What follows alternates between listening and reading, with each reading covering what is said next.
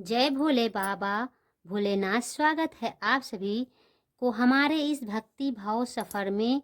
आज हम अत्यंत पावन और कल्याणकारी श्री शिव महापुराण की कथा का पाठ करेंगे, अध्याय नंबर 10। तो आप लोग इस शिव पुराण की किताब पढ़कर और सुनकर पूरा आनंद और शिव गाथा का प्रयत्न सुनने की कृपा करें।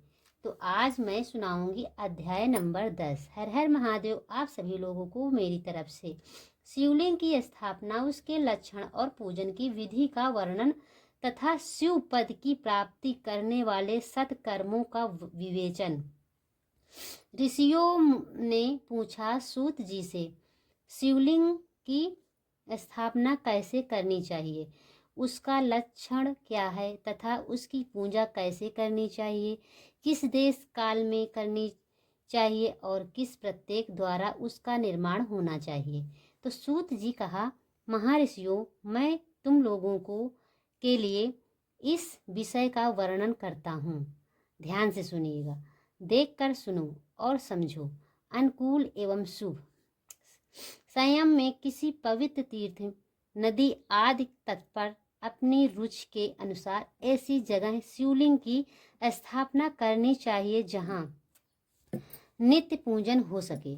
पार्थिव द्रव्य से, जलमय द्रव्य से अथवा तेज से पदार्थ से अपनी रुचि के अनुसार कल्पोक्त लक्षणों से युक्त शिवलिंग का निर्माण करके उसकी पूजा करने से उसका उपवास को उस पूजन का पूरा फल प्राप्त होता है।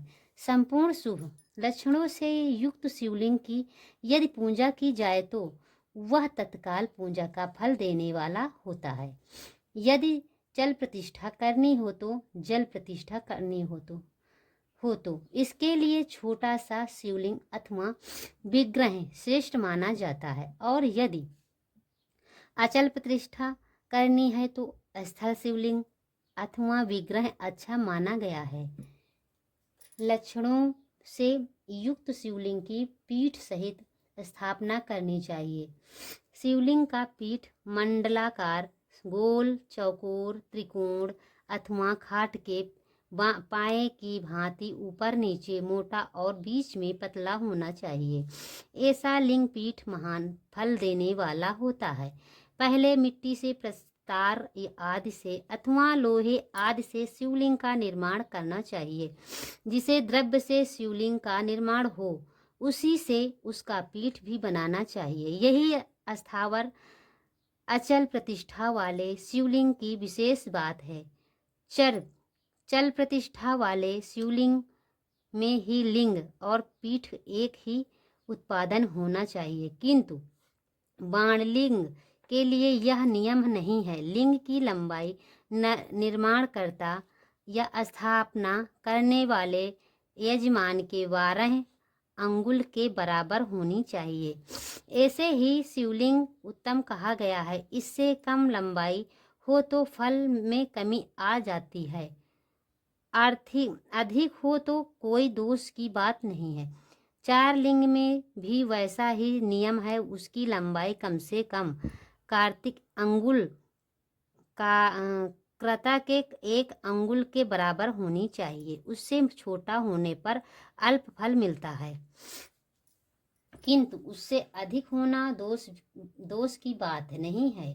यजमान को चाहिए कि वह पहले शिल्प शास्त्र के अनुसार एक विमान या देवालय बनवाए जो देवगणों की मूर्तियों से अलकृत हो। उसका गर्भगृह बहुत ही सुंदर, सुदृढ़ और दर्पण के समान स्वच्छ हो। उसे 9 प्रकार के रत्नों से विभूषित किया गया हो। उसमें पूर्व और पश्चिम दिशा में 2 मुख्य द्वार हों जहाँ शिवलिंग की स्थापना करनी हो। उस स्थान के गर्त में नीलम, लाल, वैदूर्य, श्याम, मरकत, मोती, मूंगा, गोमेद आदि हीरा, इन 9 रत्नों को तथा अन्य महत्वपूर्ण द्रव्यों को वैदिक मंत्रों के साथ छोड़ें।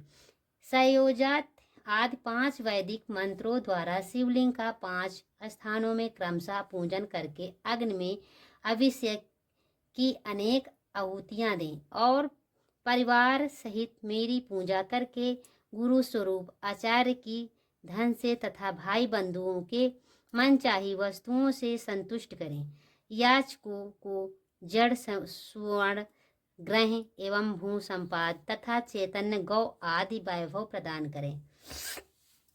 स्थावर जंगम सभी जीवों को यत्नपूर्वक संतुष्ट करके एवं गुणों में सुवर्ण तथा 9 प्रकार के रत्न भरकर संजोदादि वैदिक मंत्रों का उच्चारण करके परम कल्याणकारी महादेव जी का ध्यान करें। तत्पश्चात नाद घोषों से युक्त महामंत्र ओमकार ओम का उच्चारण करके युक्त गुणों में शिवलिंग की स्थापना करके उसे पीठ से संयुक्त करें। इस प्रकार पीठ युक्त लिंग की स्थापना करके उसे नित्यलेप दीर्घकाल तक टिके रहने मसाले से जोड़कर स्थिर करें। इसी प्रकार वहाँ परम सुंदर वीर मूर्ति की को भी स्थापना करनी चाहिए। सारांश यह है कि भूमि संसार आदि की सारी विधि जैसी लिंग प्रतिष्ठा के लिए कही गई है वैसे ही चाहिए। अंतर इतना ही है कि लिंग प्रतिष्ठा के लिए प्रणव मंत्र के उच्चारण का विधान है, परंतु वेर की प्रतिष्ठा पंचाक्षर मंत्र से करनी चाहिए। जहाँ लिंग की प्रतिष्ठा हुई है वहाँ भी उत्सव के लिए बाहर समारी निकालने आदि निमित्त वेर मूर्ति को रखना आवश्यक है। वेर को 12 से भी लिया जा सकता है, उसे गुरुजनों से ग्रहण करें। ब्रह्मा वेर वहीं लेने योग्य हैं जो साधु पुरुषों द्वारा पूजित हो। इस प्रकार लिंग में और वेर में भी की हुई महादेव जी की पूजा शिवपद प्रदान करने वाली होती है। स्थावर जो जंग के भेद से लिंग भी 2 प्रकार का कहा गया है। वृक्ष लता आदि को स्थावर लिंग कहते हैं और कृमि कीट आदि को जंग लिंग। स्थावर लिंग की खींचने आदि द्वारा सेवा करनी चाहिए और जंग लिंग को आहार एवं जल आदि देकर तृप्त करना उचित है। उन स्थावर जंग जीवों को सुख पहुँचाने में अनुरुक्त होना भगवान शिव का पूजन है, ऐसा विद्वान पुरुष मानते हैं। ये चराचर जीवों का ही भगवान शंकर के प्रतीक मानकर उसका पूजन करना चाहिए। इस तरह महिलाएं महालिंग की स्थापना करके विविध उपचारों द्वारा उसका पूजन करें।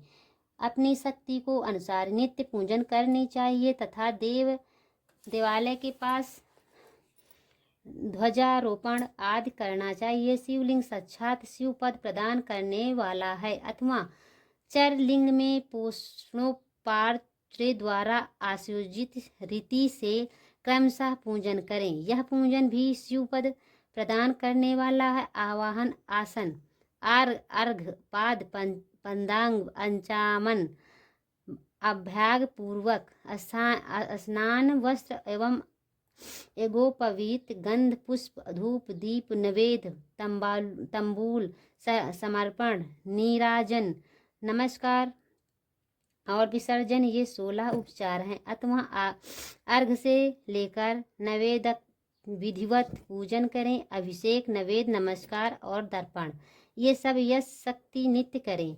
इस तरह किया हुआ शिव का पूजन शिव पद की प्राप्ति कराने वाला होता है। अथवा किसी मनुष्य के द्वारा स्थापित शिवलिंग में ऋषियों द्वारा स्थापित शिवलिंग में देवताओं द्वारा स्थापित शिवलिंग में अपने आप प्रकट हुई स्वयं भूमिलिंग में तथा अपने द्वारा नूतन स्थापित हुई शिवलिंग में उपचार संपूर्ण पूर्वक जैसे तैसे पूजन करने से या पूजन की सामग्री देने से मनुष्य उस ऊपर जो कुछ कहा गया है वह सारा फल प्राप्त कर लेता है। क्रमशः परिक्रमा और नमस्कार करने से भी शिवलिंग शिवपद की प्राप्ति करने वाला होता है। यदि नियम पूर्वक शिवलिंग का दर्शन मात्र कर लिया जाए तो वह भी कल्याणप्रद होता है। मिट्टी आटा गाय के गोबर फूल कनेर पुष्प फल गुड़ मक्खन भस्म अथवा अन्न से भी अपनी रुचि के अनुसार शिवलिंग बनाकर तदनुसार उसका प्रणव मंत्र का जप करें अथवा दोनों संध्याओं के समय एक एक शस्त्र प्रणवों का जप किया करें। यह क्रम भी शिव पद की प्राप्ति करने वाला है, ऐसा जानना चाहिए। जप काल में महाक्रांत प्राणों का उच्चारण मन की शुद्धि करने वाला होता है। समाधि में मानसिक जप का विधान है तथा अन्य सब समय की उपांशु जप ही करना चाहिए। नाद और बिंदु से युक्त ओमकार के उच्चारण को विद्वान पुरुष समान प्रणव कहते हैं। यदि प्रतिदिन आदरपूर्वक 10,000 पंचाक्षर मंत्र का जप किया जाए अथवा दोनों संध्याओं के समय एक एक बार सहस्त्र का ही जप किया जाए तो उसे शिव पद की प्राप्ति करने का समझना चाहिए। ब्राह्मणों के लिए आदि के प्रणव से युक्त पंचाक्षर अच्छा बताया गया है। कलश से किया हुआ स्नान मंत्र की दीक्षा मात्रकाओं का न्यास सत्य से पवित्र अंत करुण वाला ब्राह्मण तथा ज्ञानी गुरु इन सबको उत्तम माना गया है। द्विजों के लिए ओम नमः शिवाय के उच्चारण का विधान है। द्विजेतरों के लिए अंत में नमः पद के प्रयोग की विधि अर्थात वे शिवाय नमः इस मंत्र का उच्चारण करें। स्त्रियों के लिए भी कहीं विधि पूर्वक नमोस्ते शिवाय नमः का जप करें। कोई ऋषि ब्राह्मण की स्त्रियों के लिए नमः पूर्वक नमः शिवाय का जाप करें। पंचाक्षर मंत्र का 5 करोड़ जप करके मनुष्य भगवान सदा शिव के समान हो जाता है। 1, 2, 3 अथवा 4 करोड़ का जप करने से क्रमशः ब्राह्मण विष्णु रुद्र तथा महेश्वर का पद प्राप्त होता है। अथवा मंत्र में जितने अक्षर हैं उनका पृथक पृथक 1,00,000 जप करें अथवा समस्त अक्षरों का एक साथ ही जितने अक्षर हों उतने लाख जप करें। इस तरह के जपों का शिव पद की प्राप्ति करने वाला समझना चाहिए। यदि 1,000 दोनों प्रतिदिन एक शस्त्र जप के क्रम से पंचाक्षर मात्र 10,00,000 जप पूरा कर लिया जाए तो प्रतिदिन बराबर भोजन कराया जाए तो उस मंत्र से अभीष्ट कार्य की सिद्धि होने लगती है। ब्राह्मण को चाहिए कि वह प्रतिदिन प्रातःकाल 1008 बार गायत्री का जप करे। ऐसा होने से गायत्री क्रमशः शिव का पद प्रदान करने वाली होती है। वेद मंत्रों और वैदिक सूत्रों की नियम पूर्वक जप करना चाहिए। वेदों का पारायण भी शिव पद की प्राप्ति करने वाला है। जो जानना चाहिए अन्याय जो बहुत से मंत्र हैं उनका भी जितने अक्षर हों उतने लाख जप करें। इस प्रकार यश शक्ति जप करता है वह क्रमशः शिव पद मोक्ष प्राप्त कर लेता है। अपनी रुचि के अनुसार किसी एक मंत्र को अपना कर मृत्यु पर्यंत प्रतिदिन उसका जप करना चाहिए अथवा ओम इस मंत्र का प्रतिदिन 1 सहस्त्र जप करना चाहिए। ऐसा करने पर भगवान शिव की आज्ञा से संपूर्ण मनोरथ की सिद्धि होती है। जो मनुष्य भगवान शिव के लिए फुलवाड़ी या बगीचे आदि लगाता है तथा शिव के सेवक कार्य के लिए मंदिर में झाड़ने बुहारने आदि की व्यवस्था करता है वह इस पुण्य कर्म को करके शिव पद प्राप्त कर लेता है। भगवान शिव के जो काशी आदि क्षेत्र हैं उनमें भक्ति पूर्वक नित्य निवास करें। वह जड़ चैतन्य अभिको भोग और मोक्ष देने वाला होता है। अतः विद्वान पुरुषों को भगवान शिव की क्षेत्र में अमारण निवास करना चाहिए। पुण्य क्षेत्र में स्थित बावड़ी कुआं और पोखरे आदि को शिव गंगा समझना चाहिए। भगवान शिव का ऐसा ही वचन है। वहाँ स्नान दान और जप करके मनुष्य भगवान शिव को प्राप्त कर लेता है। अतः मृत्यु पर्यंत शिव के क्षेत्र आश्रय लेकर रहना चाहिए। जो शिव के क्षेत्र में अपने किसी मृत संबंधी का दाह दशाओं मासिक श्राद्ध सपीर्णीकरण अथवा वार्षिक श्राद्ध करता है अथवा कभी भी शिव के क्षेत्र में अपने पितरों को पिंड देता है, वह तत्काल सब पापों से मुक्त हो जाता है, अंत में शिव पद पाता है। अथवा शिव के क्षेत्र में 7, 5, 3 या 1 रात निवास कर ले। ऐसा करने से भी क्रमशः शिव पद की प्राप्ति होती है। लोक से अपने अपने वर्ण के अनुरूप सदाचार का पालन करने से भी मनुष्य शिव पदों को प्राप्त कर लेता है। वर्णानुकूल आचरण से तथा शक्ति भाव से वहाँ अपने सत्कर्मों का अतिशय फल पाता है। कामना पूर्वक किए हुए अपने कर्म के अभिष्ट फलों के शीघ्र ही पा लेता है। निष्काम भाव से किया हुआ सारा कर्म साक्षात शिव पद की प्राप्ति करने वाला होता है। दिन के 3 विभाग होते हैं, प्रातः, मध्याह्न और संध्याह्न। इन तीनों के क्रमशः एक प्रकार के कर्म का संपादन किया जाता है। प्रातः काल को शास्त्र विहित नित्य कर्म के अनुष्ठान का समय जानना चाहिए।